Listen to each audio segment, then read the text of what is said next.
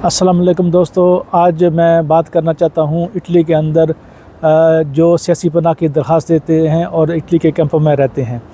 तो ऐसे तमाम लोग जो मेरी ज़बान समझते हैं उनका ताल्लुक़ पाकिस्तान से, अफ़गानिस्तान से, बांग्लादेश, श्रीलंका, नेपाल, कहीं से भी हो। तो आप ये बात ज़हन में रखें कि हम अपने ममालिक से यहाँ पे इटली के अंदर इसलिए आते हैं कि हमारे यहाँ मसाइल हैं। किसी को ज़ाती मसला है, किसी को किसी और किस्म के मसाइल की वजह से हम इटली में आते हैं और यहाँ सियासी पनाह की दरख्वास्त देते हैं। तो पहला असूल ये है कि हम यहाँ पे अपने मसाइल की वजह से आए हैं, तो हम अपने मसाइल के हल के लिए यहाँ की गवर्नमेंट से मदद लेने आए हैं। तो हमेशा ये बात हमको ज़हन में रखनी है कि हम मदद लेने वाले हैं। हमको अपने रवैये से साबित भी करना है कि हम जो हैं हमारे मसाइल हैं।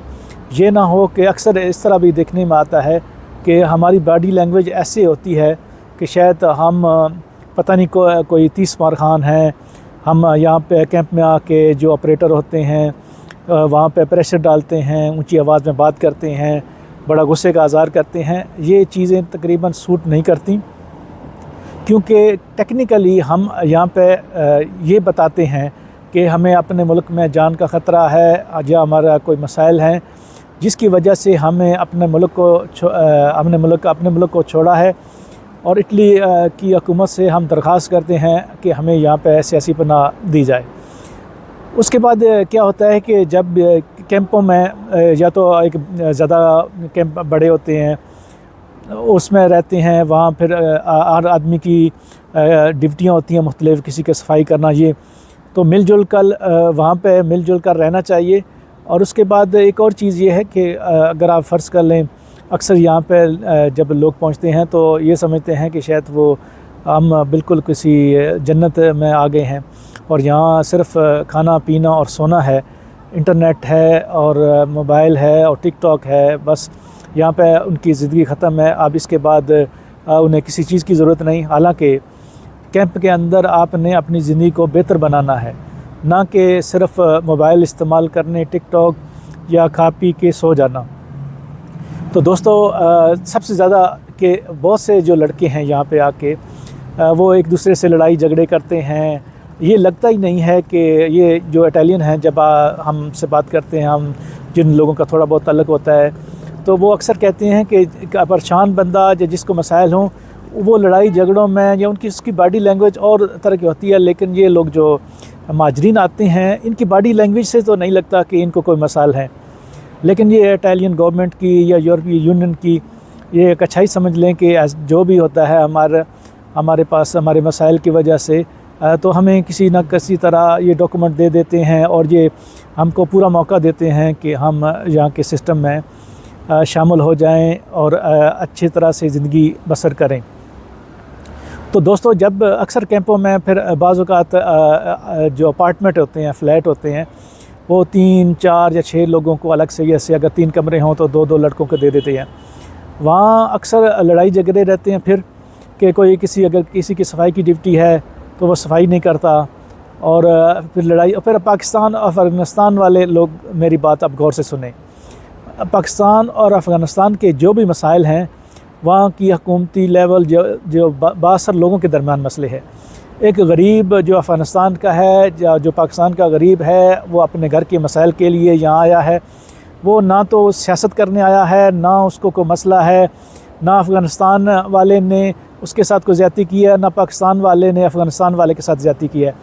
आप सब, हम गरीब तबका हैं, मिडिल क्लास से हैं, अपने मसाइल के हल के लिए आए हैं, ना कि अपनी कौमी जो सियासी इख्तलाफ है उसमें लड़ाई। और अक्सर ये देखने में आया है कि पाकिस्तान और अफ़गानिस्तान के लोग आपस में लड़ाई झगड़े करते हैं पाकिस्तान और अफ़गानिस्तान की सियासत की वजह से।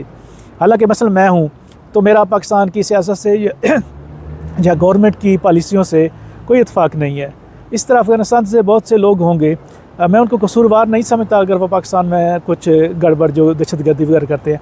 इसी तरह अगर अफ़गानिस्तान के अंदर कोई मदाखलत होती है तो ये हमारा कसूर नहीं है, आम पब्लिक का इसमें कसूर नहीं है, ये हमसे ऊपर लेवल की बातें हैं। तो आप अपने काम से काम रखें, अपने जो ज़िंदगी है उसको अच्छे तरीके से गुजारें। और आप ये जहन में छोड़ दें कि आपने कुछ वो जो सियासत है वहाँ की उसको यहाँ के लेके आना है, तो पाकिस्तान और अफ़गानिस्तान की सियासत को वहीं छोड़ के आएँ।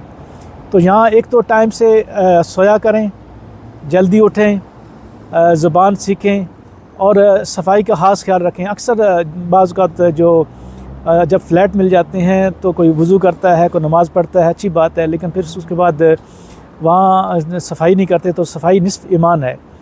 जिस तरह नमाज़ पढ़ना हम पे फ़र्ज़ है, इसी तरह साफ़ रखना भी हम पे फ़र्ज़ है। तो टॉयलेट, बाथरूम, अपने बिस्तर, तो जो भी इंसान के आस पास की चीज़ें हैं उनको भी साफ़ रखना चाहिए।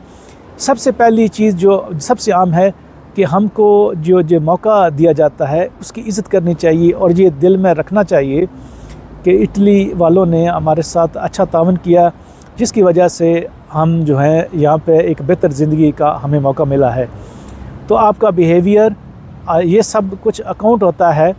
और आपने जब हम कहते हैं कि हम मुसलमान हैं, तो मुसलमान का तो अच्छे अखलाक वाला होना भी ज़रूरी है। तो ख़ास तौर पे मैं अपने लोगों से यही कहता हूँ कि आप यहाँ पे आके अच्छे अखलाक साबित करें, लड़ाई झगड़ों से दूर रहें, और कैंप और अगर आपको प्राइवेट घर दिया हुआ है उसका ख़्याल रखें, और इन चीज़ों को ये मुफ्त का माल या सरकारी माल समझ के मत ज़ाया किया करें। लाइट वगैरह अगर ऑन होती है उसको बंद करें। तो ये सब चीज़ें जो हैं वो ज़हन में रखा करें कि अगर आपको कोई मौका मिला है तो उसको उससे फ़ायदा उठाएं, ना कि किसी चीज़ का ज़िया या मुफ्त का माल समझ के।